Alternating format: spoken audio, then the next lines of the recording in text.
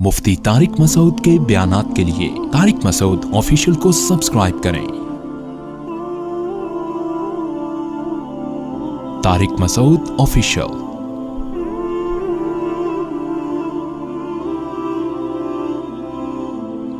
जो मैंने कुरान मजीद की आयत पढ़ी है,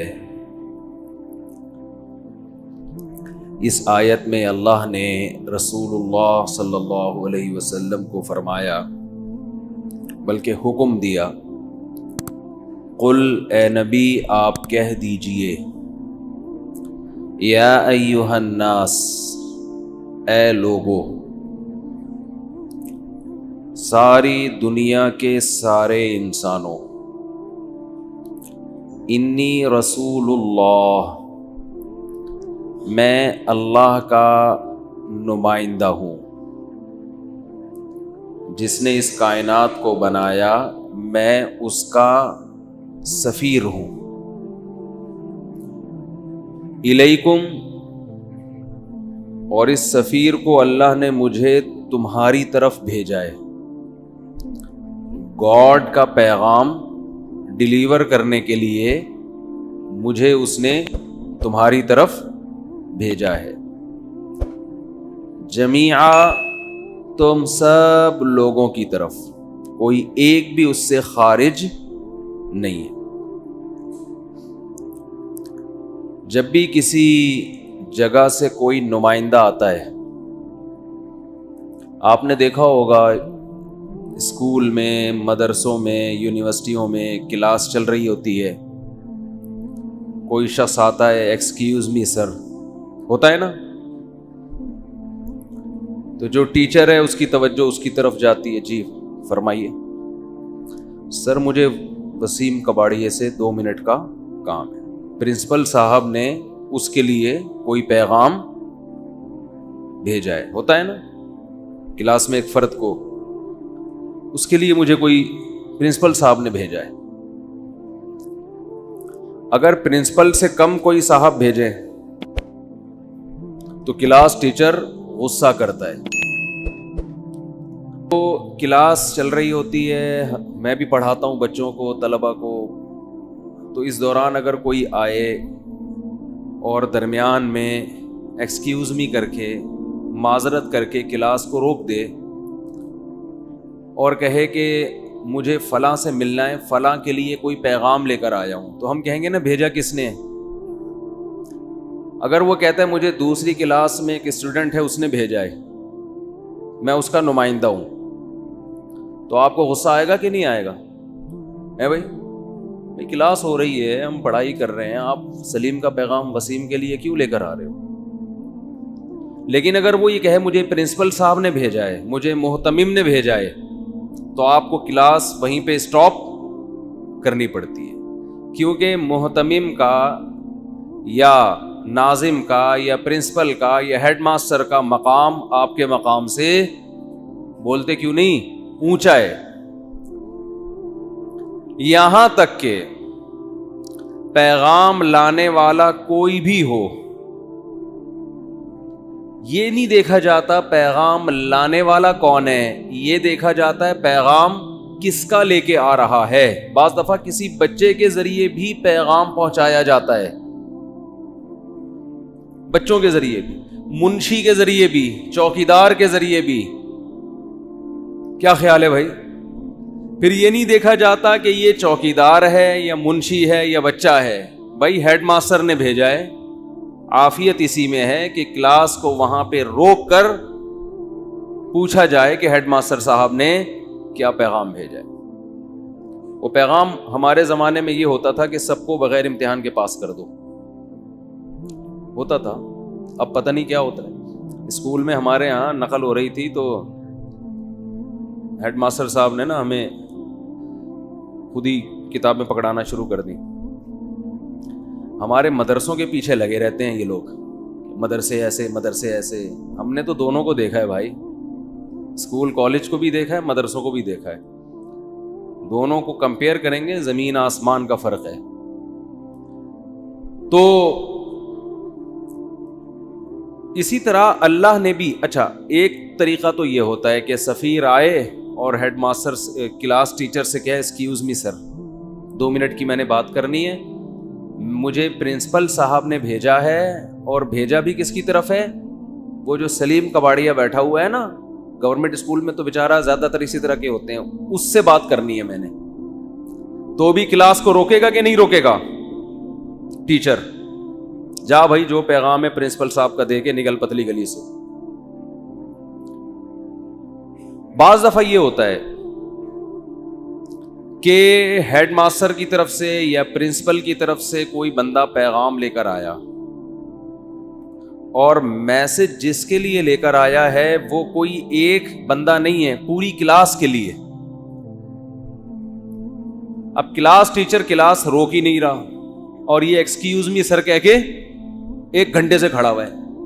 سے 1 گھنٹے کی کلاس ہوتی نہیں ہے, 15 منٹ سے کھڑا ہوا ہے, ورنہ وہ کلپ بنا دیں گے نا, وہ 1 گھنٹے کی, انہوں نے 20 گھنٹے بولا تھا, حالانکہ جہلم کا 20 گھنٹے کا سفر نہیں ہے. تو اس پہ بھی کلپ بن سکتا ہے کہ انہوں نے 1 گھنٹے کی کلاس بولی, حالانکہ سفید جھوٹ ممبر پہ بیٹھ کے 1 گھنٹے کی کلاس ہوتی نہیں. یہ جھوٹے لوگ ہیں, مفتی جھوٹے ہوتے ہیں, اس لیے بہت احتیاط سے اب میں مثالیں بھی دیتا ہوں.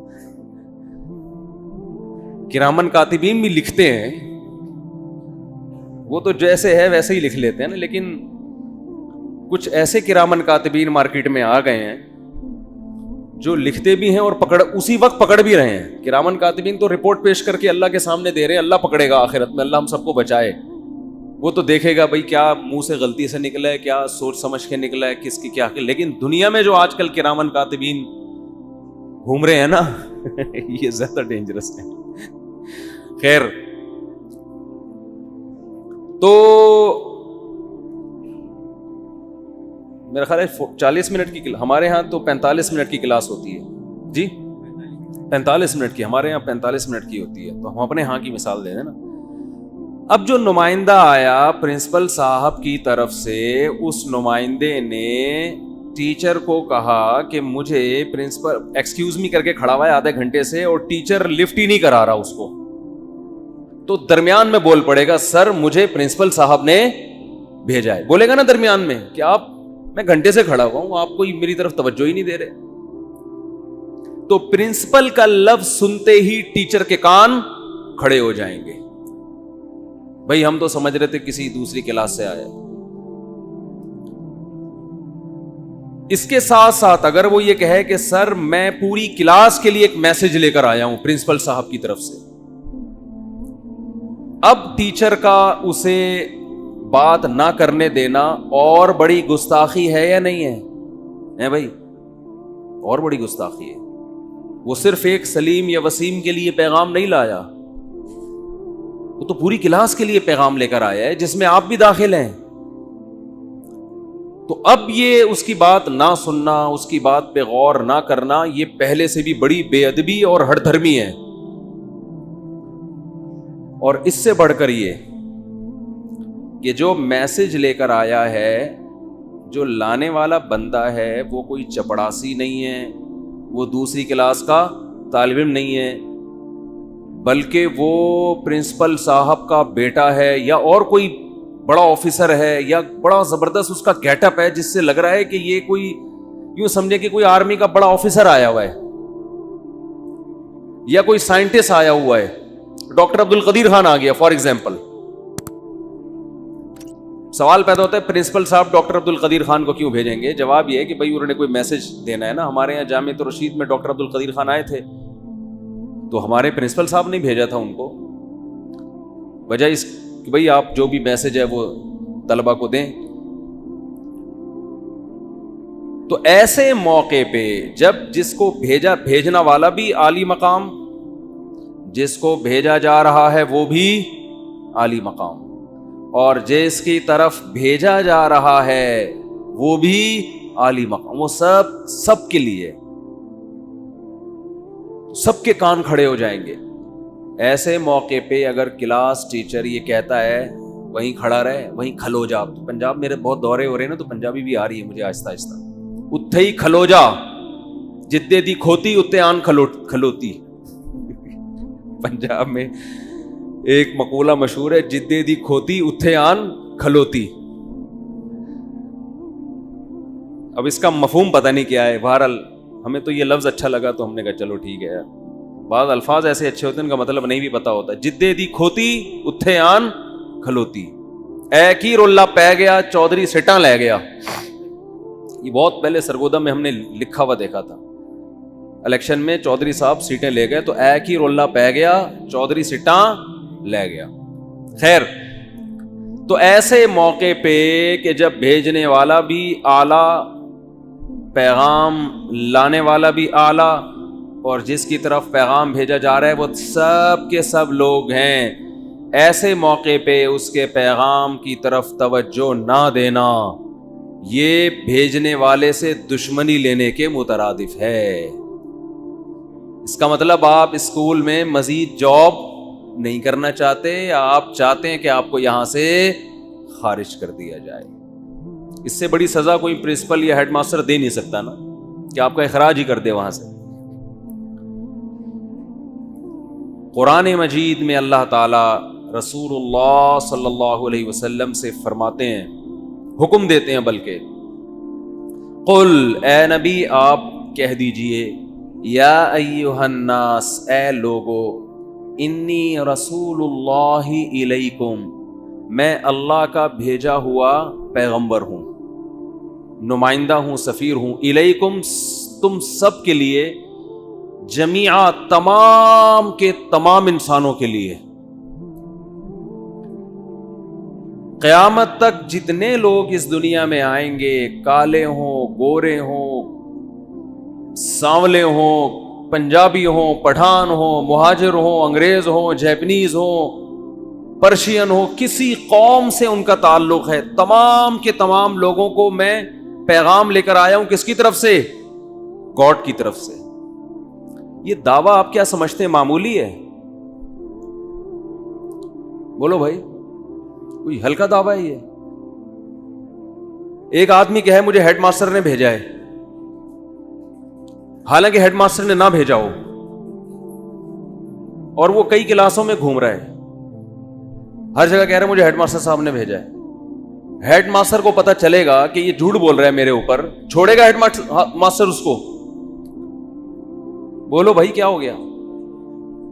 قرآن کہتا ہے وَمَنْ أَظْلَمُ مِمَّنِ افْتَرَىٰ عَلَى اللَّهِ كَذِبًا، اس سے بڑا ظالم اس کائنات میں کوئی ہو نہیں سکتا جو گاڈ پہ جھوٹ باندھے کہ مجھے کس نے بھیجا ہے؟ گاڈ نے، حالانکہ گاڈ نے اس کو نہ بھیجا ہو.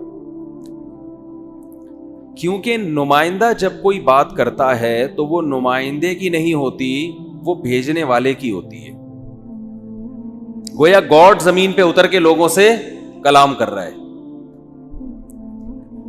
اور خدا کی بات، اس کی قیمت، اگر انسان کو یقین آ جائے نا کہ یہ بات اللہ کی ہے، خدا کی ہے جس نے اس کائنات کو بنایا، تو اس کی بات کے بعد نہ کوئی سائنسدان اس کا انکار کر سکتا ہے، نہ کوئی ڈاکٹر انکار کر سکتا ہے، نہ کوئی پروفیسر، نہ کوئی تاجر، کیونکہ یہ انسانی عقل اس بات کو مانتی ہے کہ خدا سے وَمَنْ أَصْدَقُ مِنَ اللَّهِ قِيلًا، خدا سے زیادہ سچا کوئی ہو نہیں سکتا. لہذا جھگڑا جو ہوا ہے نا اسلام سے غیر مسلموں کا، وہ اس پہ نہیں ہوا کہ ہاں یہ خدا کے نمائندے ہیں اور اللہ کا پیغام ہم تک پہنچا رہے ہیں، ہم مانتے ہیں، لیکن پیغام ان کا غلط ہے، میسج غلط کنوے کر رہے ہیں یہ، اس لیے ہم نہیں مانیں گے. جھگڑا اس پر نہیں ہے اسلام اور غیر اسلام کا، جھگڑا اس پر ہے کہ یہ خدا کے میسنجر ہے ہی نہیں. میں سمجھا پا رہا ہوں اپنی بات؟ مسئلہ یہ ہے کہ وہ کہتے ہیں یہ نہیں ہے، یہ خدا کے میسنجر. بولو، میں بولو بھائی بولتا ہوں تو لوگوں نے اس پہ بنائے ہوئے نا، تو میں تھوڑا سا ٹون چینج کر دوں. جھگڑا اس پر ہے کہ میسنجر آف گاڈ ہے کہ نہیں ہے، اس پر جھگڑا ہے کہ کوئی سرے سے گاڈ ہے بھی کہ نہیں ہے. اگر گاڈ ہے تو یہ میسنجر ہے کہ نہیں ہے. اب آپ مجھے ایک بات بتاؤ، پیغام بھی بہت بڑا ہو، بھیجنے والا بھی بہت بڑا ہو، بھیجا گیا بھی ساری دنیا کے سارے انسانوں کی طرف ہو.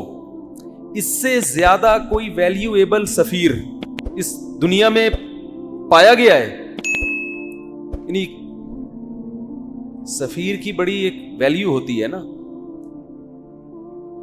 اور قرآن کہتا ہے کہ اس سفیر کا انکار کرنا اس سے بڑا جرم بھی اس کائنات میں کوئی ہے نہیں. جیسے امریکہ کا کوئی سفیر آئے, وہ پیغام لے کر آیا اور آپ نے کہا میں مانتا ہی نہیں, تو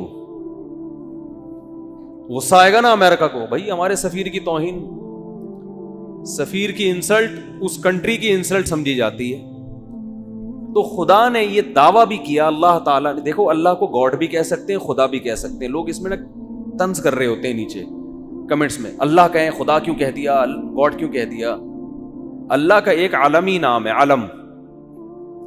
علم کہتے ہیں میرا نام میرے والدین نے طارق رکھا, ان کا نام رفیع رکھا, ان کا نام شاکر بھائی رکھا, ان کا نام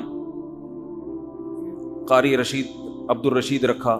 یہ عالمی نام ہے, علم.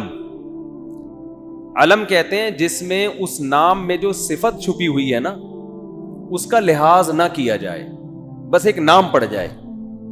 بعض نام ایسے ہوتے ہیں کہ ان کے اندر جو صفت ہوتی ہے نا, مثال کے طور پر بہادر, کسی بچے کا نام کیا ہے, بہت زیادہ بہادر تھا, اس بیس پہ اس کا نام کیا رکھ دیا, بہادر. اب یہ بہادر اس کو کیوں کہا جاتا ہے, اس لیے کہ اس کے اندر صفت کون سی پائی جا رہی ہے, بہادری کی. لیکن بعض دفعہ ایسے ہوتا ہے کہ بھائی ویسے ہی بہادر ہے, ہمیں کیا پتا یہ بہادر بنے گا کہ بزدل بنے گا. تو اب وہ کتنا ہی بزدل ہو, نام اس کا کیا ہے, بہادر. اب یہ نہیں ہو سکتا کہ ایک بزدل بچے کو میں بہادر کہہ کے بلا رہا ہوں اور آپ کہیں تم جھوٹ بول رہے ہو, یہ تو بہادر نہیں ہے. تو میں کیا کہوں گا, یہ بہادر اس کا علم ہے, علم, علمی نام ہے. بعض دفعہ ایسے ہوتے ہیں ایک نام صفتی ہوتا ہے لیکن آہستہ آہستہ وہ علم بن جاتا ہے. مثال کے طور پر ایک بچہ بہادر تھا, ہم نے اس کی بہادری کو دیکھ کر اس کا نام رکھ دیا شیر خان. کیا نام رکھ دیا؟ بعد میں یہ نام اتنا مشہور ہوا کہ وہ اب بزدل بھی ہو گیا تو لوگ اسے کیا کہہ رہے ہیں, شیر خان. اب بھی اس کو شیر خان کہنا جھوٹ نہیں ہوگا, اس لیے کہ یہ صفتی نام تھا جو کنورٹ ہو کے کیا بن گیا ہے, بول لو کیا ہو گیا, علم بن گیا ہے نا. ارے بعض لوگوں کی چڑ ہوتی ہے نا, وہ شروع میں تو کسی وجہ سے ان کی یہ چڑ ہوتی ہے, بعد میں وہی ان کا نام بن جاتی ہے. ملائی, ہمارے محلے میں صاحب رہا کرتے تھے, ملائی, گورے چھٹے تھے, لوگوں نے ان کو کیا کہنا شروع کر دیا, ملائی. سن نہ لیں گے بیان وہ. تو ہمارے دیکھو بچے بڑے شرارتی ہوتے ہیں. ہمارے نانا ایک واقعہ بتاتے تھے اپنے بچپن کے حفظ کا, لیکن یار یہ پھر جو اس ٹائپ کے لوگ ہیں نا ان پہ یہ لوگ چڑ بنا کے یہ فٹ کر دیں گے, یہ چٹکلا صحیح نہیں ہے, اس کا ناجائز استعمال ہو سکتا ہے. بچوں کو تو موقع چاہیے ہوتا ہے نا چھیڑنے کے لیے, وہ یہاں سے لطیفے سے وہ لفظ پکڑ کے اس ٹائپ کے جتنے بچے ہیں ان پہ فٹ کرنا شروع کر دیں گے, اس لیے اس کو اسکپ کر دیتے ہیں. تو کہاں تک بات چلی تھی جی؟ ہاں, بہادر, علمی. تو اللہ کا جو علمی نام ہے نا وہ ہے اللہ. پھر جو عربی گرامر کے ماہرین ہیں وہ اختلاف کرتے ہیں الہ سے نکلا ہے یا کسی اور لفظ سے, بہرحال جہاں سے بھی ہے. تو اللہ کا جو علمی نام ہے وہ کیا ہے, اللہ. سمجھتے ہیں, یہ تو اللہ کا عالمی نام ہے. باقی صفاتی نام ہے, الرحمن, الرحیم, کریم, رؤوف, غفار, ستار, ذو انتقام. یہ سارے نام کیا ہیں, صبور, صبر کرنے والا, فوراً حلیم, انتقام نہیں لیتا نا, شکور, قدردان. یہ سارے کیا نام ہیں, بولتے کیوں نہیں, صفتی نام ہے. اللہ کے اندر یہ صفات پائی جاتی ہے. تو صفتی نام کے لیے ضروری نہیں ہے کہ وہ عربی میں ہی ہو, وہ اردو میں بھی ہو سکتا ہے, انگلش میں بھی ہو سکتا ہے, فارسی میں بھی ہو سکتا ہے. سمجھتے ہیں, کسی بھی زبان میں اللہ کی کسی صفت کو ہائی لائٹ کیا جا سکتا ہے. ایک بات. دوسری بات یہ, لوگ یہ اعتراض کرتے ہیں کہ خدا اصل میں اس کا یہ مطلب تھا, فارسی کا یہ لفظ ہے اور وہ غلط مطلب تھا, تو آپ اس کو آج اللہ پہ فٹ کیوں کر رہے ہو؟ بھائی تھا، اب نہیں ہے. آپ خود ہی کہہ رہے ہیں کہ یہ مطلب بعض الفاظ جب وضع کیے جاتے ہیں تو ان کا مطلب غلط ہوتا ہے، لیکن جب وہ کامن ہو جاتے ہیں نا تو اب جو مطلب لوگ لے رہے ہیں وہی مطلب لیا جائے گا. یہ نہیں دیکھا جائے گا کہ جب یہ لفظ ایجاد ہوا تھا تو اس کا کیا مفہوم تھا. وہ تھا، اب نہیں ہے. بہت مشکل ہے، بہت مشکل ہے. گاڈ کا جو بھی مطلب ہو ہمیں اس سے بحث نہیں ہے، وہ تھا. اب جب بھی گاڈ کہتے ہیں تو کس کی طرف توجہ جاتی ہے؟ کائنات کو بنانے والا، کریٹر. بس خدا کو، معبود کو کہتے ہیں جس کی عبادت کی جائے، جو کائنات کو بنانے والا ہے. اب تھا آواز نہیں بحث کرنی، ہمیں جو مرضی تھا.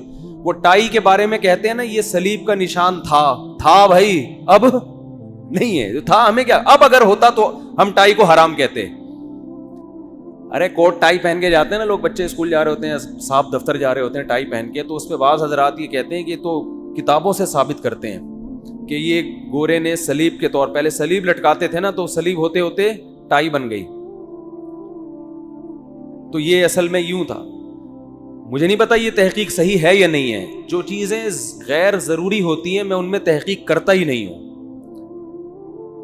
میری عادت نہیں ہے. ٹائم بچاؤ بھائی، جو مفید کاموں میں ٹائم لگاؤ. اگر ہم اس تحقیق کو صحیح مان لیں کہ یہ واقعی صلیب کا نشان تھا تو تھا نا، اب تھوڑی ہے. اب تو یہودی بھی پہن رہے ہیں جو صلیب کو نہیں مانتے، اب تو ہندو بھی پہن رہے ہیں جو صلیب کو نہیں مانتے، مسلمان بھی پہن رہے ہیں. زیادہ زیادہ یہ کہہ سکتے ہیں کہ یہ مسلمانوں کا، کہ علماء کا کلچر نہیں ہے، مذہبی لوگوں کا کلچر نہیں ہے. تو اس لیے بہتر یہی ہے کہ وہ لباس پہنا جائے جو اس قوم کے علماء پہنتے ہیں. یہ بہتر ہے، کوئی فرض واجب نہیں ہے. لیکن نہ عیسائیوں سے مشابہت ہے اس میں اور نہ صلیب سے کوئی مشابہت ہے. جو کچھ تھا اب نہیں ہے. کسی کی توجہ بھی نہیں جاتی اب اس طرف کہ کوئی صلیب لٹکا کے گھوم رہا ہے گلے میں. سمجھتے ہو؟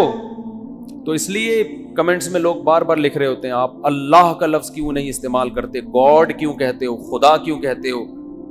تو اتنا زیادہ پہلے ہی دنیا میں بڑے بڑے ٹینشنیں ہیں بھائی، اور کیوں اپنے لیے ٹینشنیں بڑھا رہے. بہتر تو یہی ہے کہ اللہ کے لیے سب سے اچھا لفظ کون سا ہے؟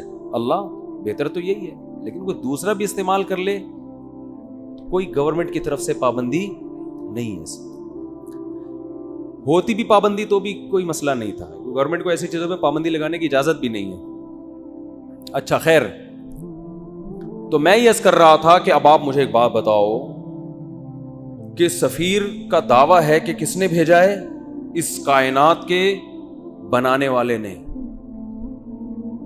اور بھیجا کس کی طرف ہے؟ صرف عرب کی طرف نہیں، تمام دنیا کے تمام انسان جو اس وقت تھے اور جو قیامت تک آئیں گے. اور آپ نے یہ دعویٰ برائے دعویٰ نہیں کیا. مدینہ ہجرت کرنے کے بعد آپ صلی اللہ علیہ وسلم روم اور فارس کے بادشاہوں کو خطوط بھیج رہے ہیں. ویژن دیکھو. یعنی ایک یتیم جو نہ لکھنا جانتا ہے نہ پڑھنا جانتا ہے، عرب کے ایک ایسے ماحول میں پیدا ہوا جہاں ایجوکیشن کا نام و نشان نہیں ہے. اور ابھی آپ کو ایک چھوٹی سی ریاست بھی پوری طرح نہیں ملی مدینہ کی، اس میں بھی چاروں طرف آپ کے دشمن. مسجد نبوی جتنی بڑی ہے نا اب، پورا مدینہ نبی کے دور میں اس سے چھوٹا تھا. سمجھ میں آ رہی ہے؟ جو مدینہ شہر تھا نا، آج جو مسجد نبوی ہے مدینہ شہر اس سے چھوٹا تھا. پوری اسلامی تاریخ ہے. آپ کوئی ماہر آدمی ہو نا آپ کو بتائے گا مسجد نبی کے اندر یہاں حضرت ابو بکر کا گھر تھا، یہاں حضرت عمر کا گھر تھا، یہاں حضرت ابو ہریرہ آیا کرتے تھے، یہاں یہ ہوتا تھا. یہاں پوری مسجد نبی کے اندر پوری مدینہ کی تاریخ ہے. اتنی چھوٹی سی جگہ، بہت کمزور معمولی سی ریاست جو اپنے پاؤں پہ ابھی کھڑی بھی نہیں ہو پا رہی، سنبھل بھی نہیں پا رہے، اور خطوط لکھے جا رہے ہیں ہرقل کو. ہے بھائی، خطوط کس کو لکھے جا رہے ہیں؟ بڑے بڑے ملکوں. اس وقت ایسے جیسے رشیا، امریکہ اور برٹش، ان حکومتوں کو خطوط لکھے جا رہے ہیں. اس میں کیا کہا جا رہا ہے؟ انی رسول اللہ علیکم جمیعا، مجھے گاڈ نے میسنجر بنا کے بھیجا ہے کس کی طرف؟ آپ کہتے ہیں جب اللہ کو اللہ کہا جائے گا تو گاڈ کیوں کہہ رہے ہو پھر بار بار؟ گاڈ اس لیے کیونکہ یہ لفظ گوروں کے لیے بھی ایکسیپٹیبل ہے نا. گاڈ کو تو وہ بھی مانتے ہیں نا, اللہ کو نہیں مانتے. گاڈ کو تو مانتے ہیں نا, تو اس لیے میں گاڈ کا لفظ استعمال کر رہا ہوں. سمجھ رہے ہو کہ نہیں سمجھ رہے؟ لبرل لوگ بھی بولیں یہ اللہ کیوں لے کر آ رہے ہیں بیچ میں؟ تو بھئی گاڈ کا لفظ سب کے لیے قابل قبول ہے کہ نہیں ہے؟ انگلش میں خدا کو کیا کہتے ہیں؟ گاڈ کہتے ہیں. کیونکہ انگریز بھی او مائی اللہ نہیں کہتے, او مائی گاڈ کہتے ہیں. آپ کہہ سکتے ہیں کہ انگریز تو آپ کا بیان سن نہیں رہے, تو وہ لوگ ضرور سن رہے ہیں جو انگریزوں سے ڈسے ہوئے ہیں. ٹھیک ہے, اور ہو سکتا ہے یہ ٹرانسلیشن ہو جائے انگلش میں بات, یہ بھی ممکن ہے. نہیں بھی ہو تو کوئی ترجمہ کر کے بتا دے. کچھ گوروں نے بھی بیانات سنے ہیں. تو اب میں آپ سے ایک بات عرض کر رہا ہوں کہ دنیا میں اس سے بڑے سفیر کی کوئی مثال مل نہیں سکتی, جو دعویٰ بھی کر رہے ہیں کہ میں تمام لوگوں کی, اللہ کی طرف سے تمام انسانوں کا رسول, اور اس دعوے پر عمل بھی کر کے دکھا رہے ہیں. بڑے بڑے بادشاہوں کو خطوط لکھ رہے ہیں. بعض بادشاہوں نے جب آپ کا خط دیکھا تو اسے پھاڑ دیا. آپ نے فرمایا اللہ اس کے اسی طرح ٹکڑے کرے گا جس طرح اس نے میرے خط کو پھاڑا ہے. آپ کہہ سکتے ہیں بھائی کسی کے خط کو پھاڑنے پر اتنی بڑی بد دعا کیسے دی جا سکتی ہے؟ بات یہ ہے کہ دعویٰ جتنا بڑا ہو اس دعوے کا انکار بھی اتنا ہی بڑا جرم ہوتا ہے. اس کے ذمہ لازم تھا, کیونکہ نئے پیغمبر کا لوگ انتظار کر رہے تھے. لوگوں کو یقین تھا کہ حضرت عیسیٰ ابن مریم آخری نبی نہیں ہے. عیسائی بھی انتظار کر رہے تھے, یہودی بھی انتظار کر رہے تھے. ایسے موقع پہ اگر کوئی دعویٰ کرے تو دعویٰ سنتے ہی اس کو پھاڑ ڈالنا یہ اللہ سے دشمنی لینے کے مترادف ہے.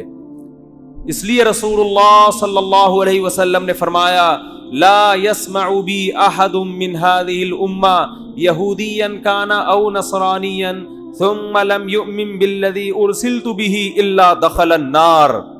فرمایا میری پوزیشن یہ نہیں ہے کہ کوئی میری دعوت سنے, اس کا دل چاہے تو مان لے, دل چاہے تو نہ مانے. نا نا نا نا نا نا, میری حیثیت یہ ہے کہ اس امت میں کوئی یہودی عیسائی میرے بارے میں سنے اور پھر تحقیق کر کے مجھ پر ایمان نہ لے کر آیا تو اس کا ٹھکانہ جہنم کی آ گئے. اس نے اس کو ویلیو کیوں نہیں دی؟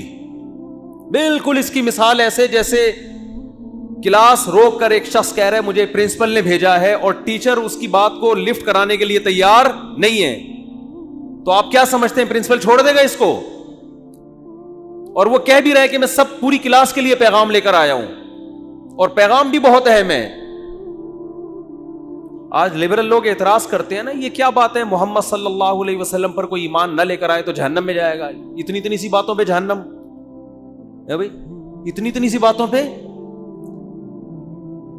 یعنی وہ کہتے ہیں نا یہ لوگ ذرا ذرا سی بات پہ کہاں پھینک رہے ہوتے ہیں جہنم میں ڈال. بھائی اتنی سی بات ہے نہیں, کیونکہ دعویٰ یہ کہ مجھے خدا نے بھیجا ہے. اب آپ کے ذمے ہے کہ آپ تحقیق کرو کہ یہ اپنے دعوے میں جھوٹے ہیں یا سچے. آپ اس کان سے سن کے اس کان سے نکالنے کا آپشن آپ کے پاس ختم ہو گیا. ابھی آپشن نہیں ہے آپ کے پاس کہ ادھر سے سنیں اور ادھر سے نکال دیں گے یار یہ مسلمانوں کے مذہبی معاملات ہیں, چھوڑو. آپ کہہ سکتے ہیں کہ کیا دلیل ہے آپ کے پاس کہ محمد ابن عبداللہ صلی اللہ علیہ وسلم اس دعوے میں سچے تھے؟ کیا دلیل ہے آپ کے پاس؟ ہم کہتے ہیں 1400 سال پہلے جو آپ کی نبوت کے برحق ہونے کے دلائل تھے وہ تو تھے, وہ لوگوں نے اپنی آنکھوں سے دیکھے. 1400 سال کے بعد جو آپ کے برحق ہونے کے دلائل ہیں وہ پہلے سے بھی زیادہ ہیں, وہ اس سے بھی زیادہ ہیں. اگر خدا محمد صلی اللہ علیہ وسلم کو میسنجر بنا کے بھیجتا اور یہ نہ کہتا کہ یہ آخری پیغمبر ہیں, تو خدا کے ذمے محمد صلی اللہ علیہ وسلم کی تعلیمات کی حفاظت بولو نہیں تھی. کیا خیال ہے؟ اللہ کہہ دیتا کہ ان کی تعلیمات جب مسخ ہوں گی تو میں دوسرا پیغمبر بھیج دوں گا. خدا نے محمد ابن عبداللہ صلی اللہ علیہ وسلم کے بارے میں 2 دعوے کیے. یہ میرے میسنجر ہیں اور لاسٹ میسنجر, ان کے بعد کوئی نبی نہیں ہے, کیونکہ ساری دنیا کے سارے انسانوں کے لیے. اس دعوے میں اللہ نے ایک اور دعویٰ کر دیا کہ ان کی تعلیمات کو میں قیامت تک کے لیے محفوظ کر دوں گا. ان کی تعلیمات قیامت تک کے لیے. بولو نا کیا ہو گیا بھائی؟ وہاں میں پشاور میں بیان کر رہا تھا, ایسا بول رہے تھے لوگ یار, چپ کرانا. سرگودا میں بیان ہوا, چپ کرانا مشکل ہو گیا, لوگ چپ ہی نہیں ہو رہے تھے. وہاں کہنا پڑ رہا تھا مجھے بھی بولنے دو گے کہ نہیں دو گے؟ بول. پنجاب لسی, پائے, کراچی میں چائے. چائے کے اثرات ہیں.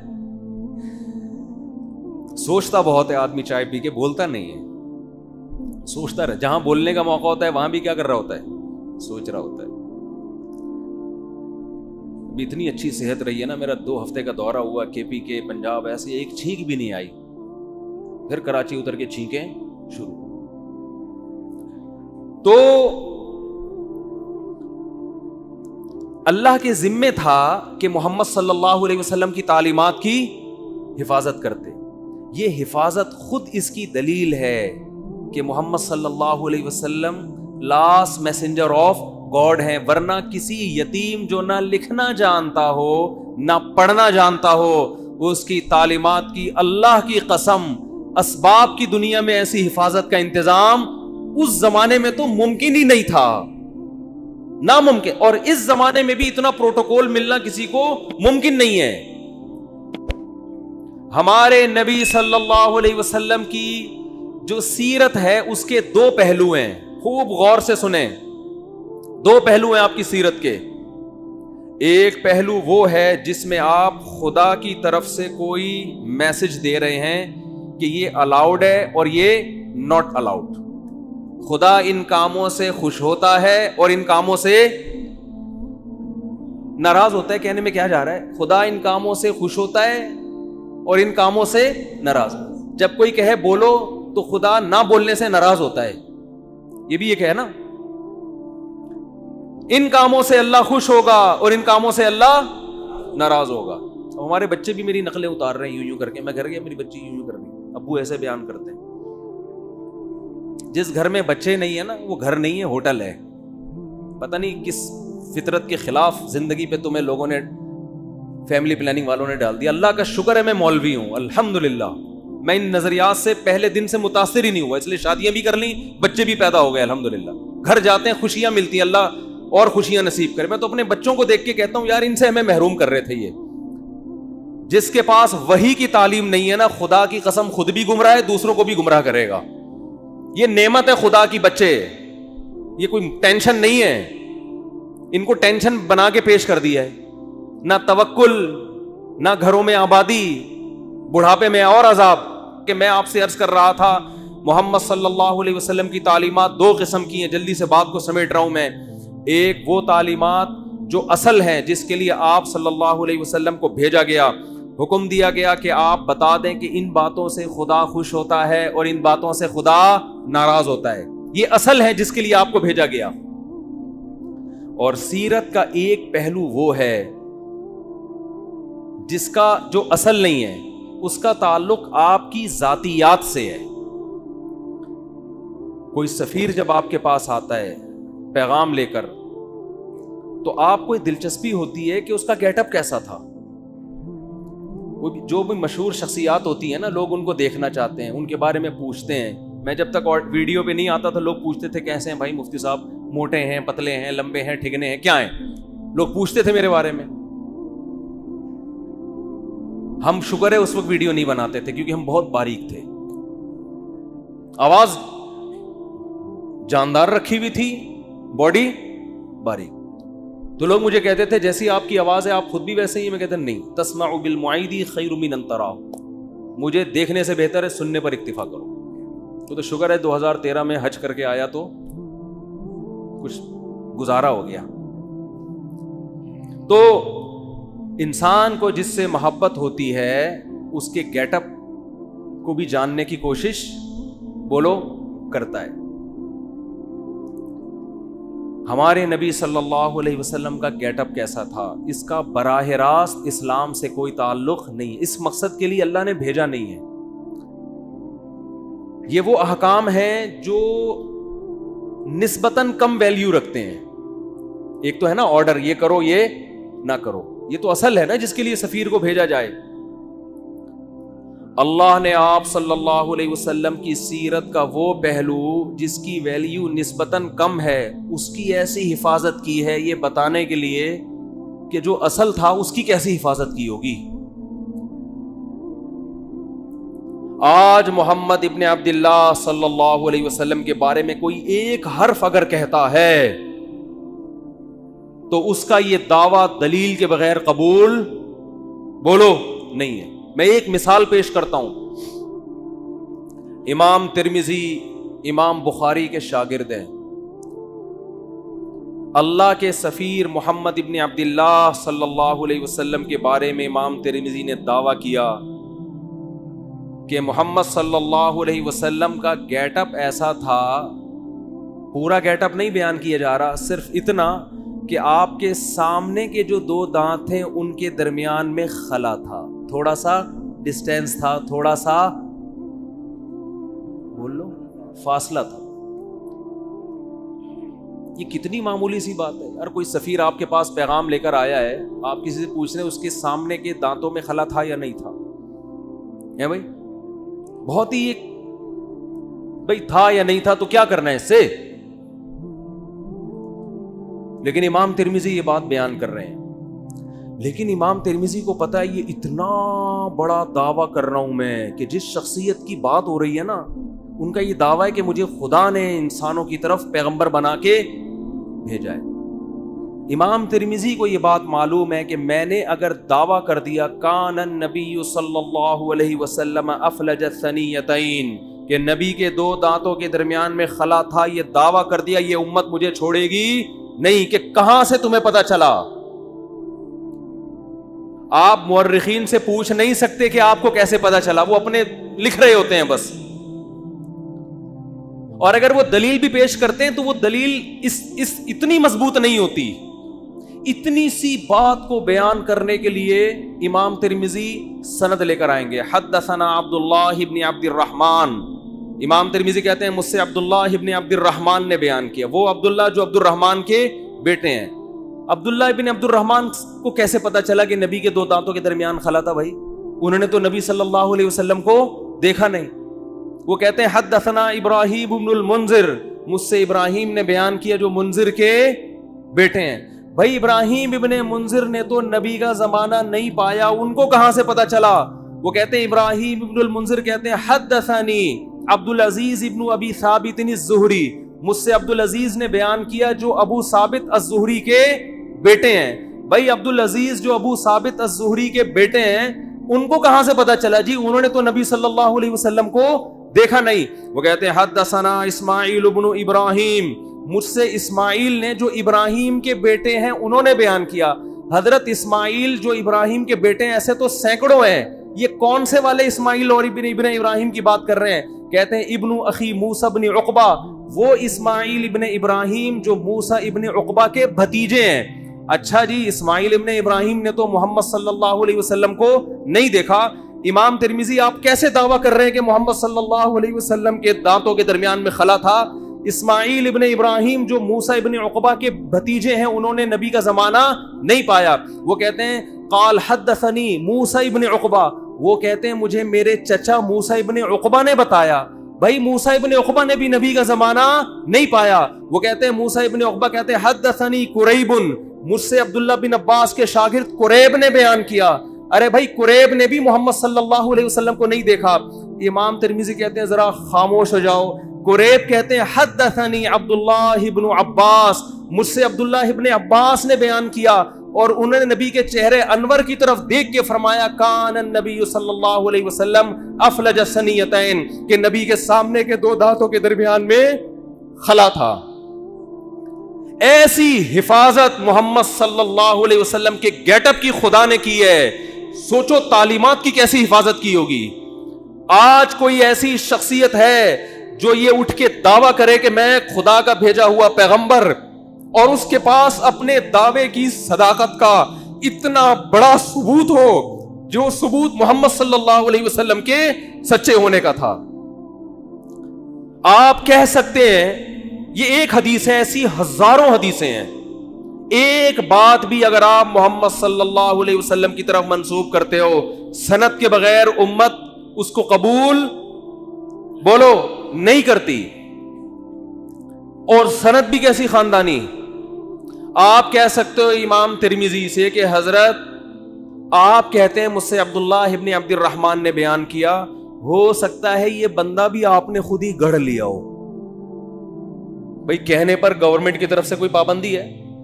بولو آپ کو مجھ سے فلاں نے بیان کیا، اگلے کو کیا پتا فلاں کون ہے. آپ اسماء الرجال کی کتابوں میں جاؤ گے، جی عبداللہ ابن عبد الرحمن کون ہے، آپ کو اس زمانے کے درجنوں علماء کے اقوال مل جائیں گے. یہ فلاں سن میں پیدا ہوئے، فلاں جگہ علم حاصل کیا، ان کے بارے میں علماء کے تبصرے، یہ جھوٹے تھے سچے تھے، کوئی کرپشن تو نہیں ان پہ ثابت ہوئی، جھوٹ تو ثابت نہیں ہوا زندگی بھر.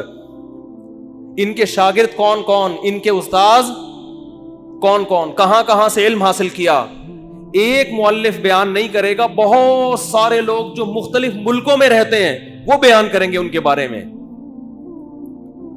پھر آپ اگلے راوی کی طرف جاؤ گے، عبداللہ ابن عبد الرحمن، وہ کہتے ہیں ابراہیم ابن المنذر نے. یہ ابراہیم ابن المنذر کون ہے؟ یہ کوئی ڈھکے چھپے نہیں ہے، آپ کو درجنوں کتابوں میں ان کے حالات بولو مل جائیں گے.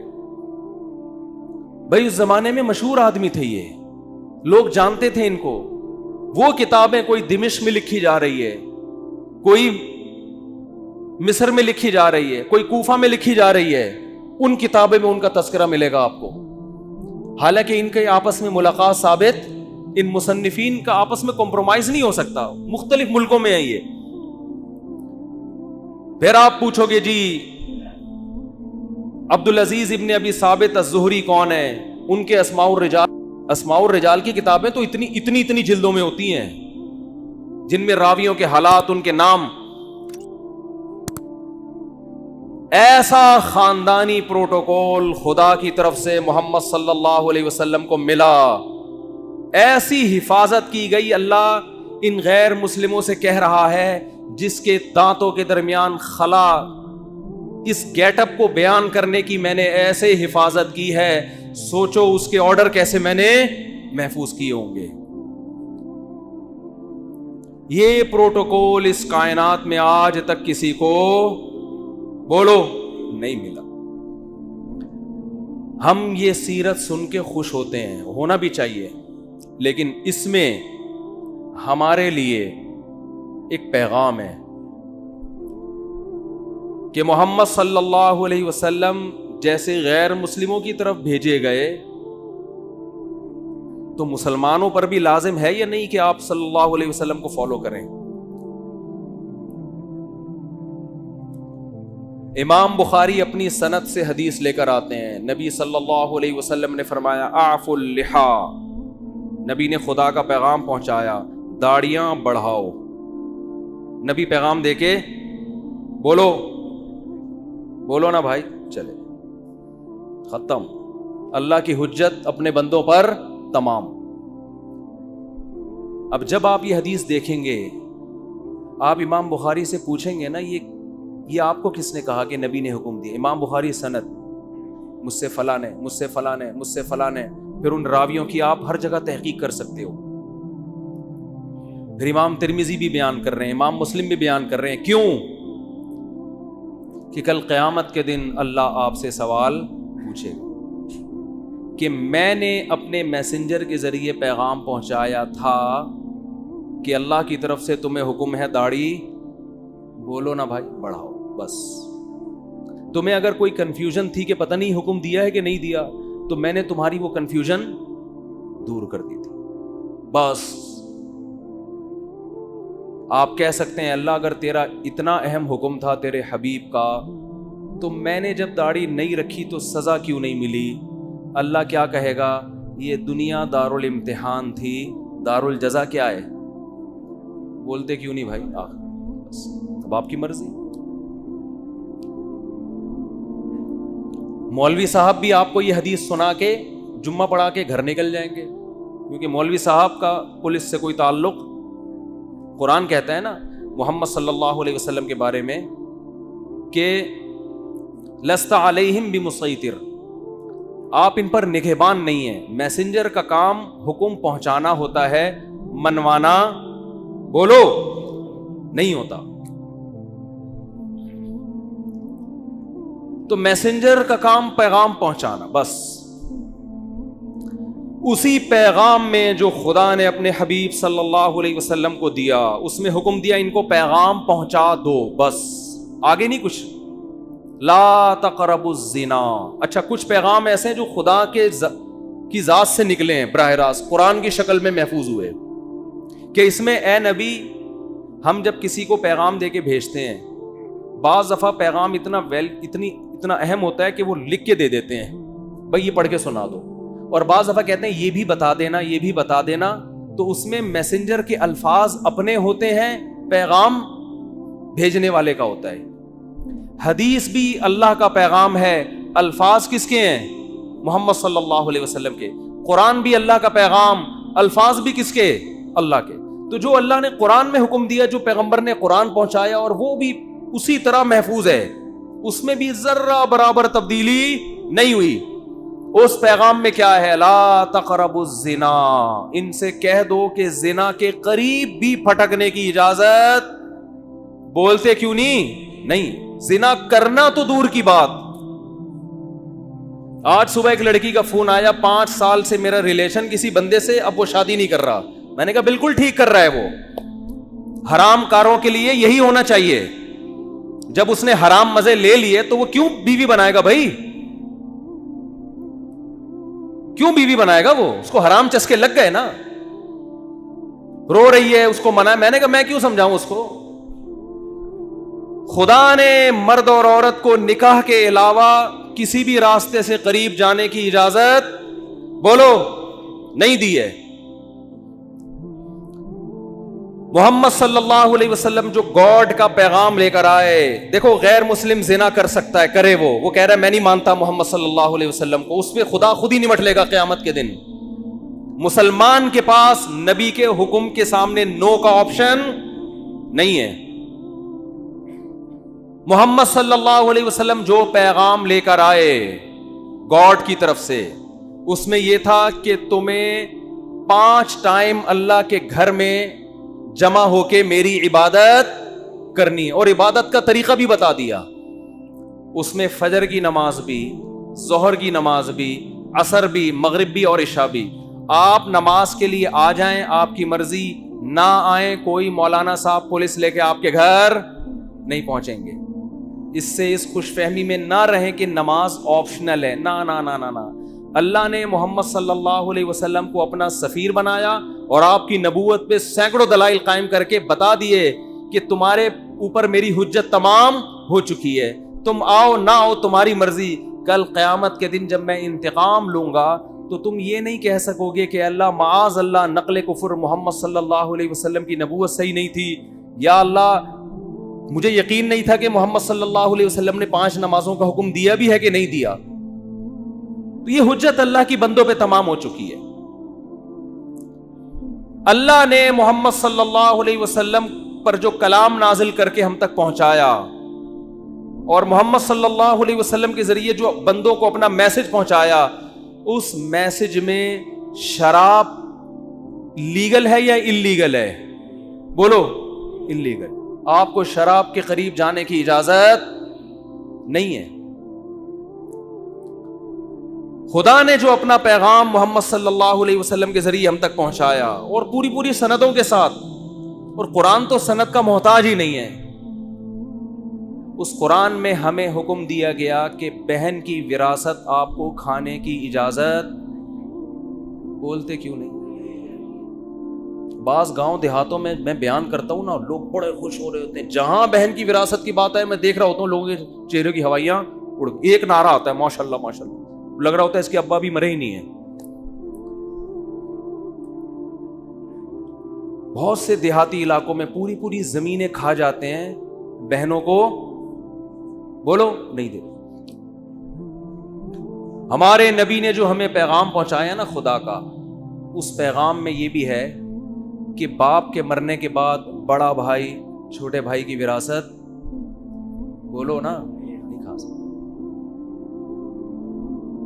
اور باپ کے کاروبار پہ قبضہ نہیں کر سکتا, چاہے وہ باپ کی زندگی میں وہ کاروبار خود ہی چلا رہا ہو.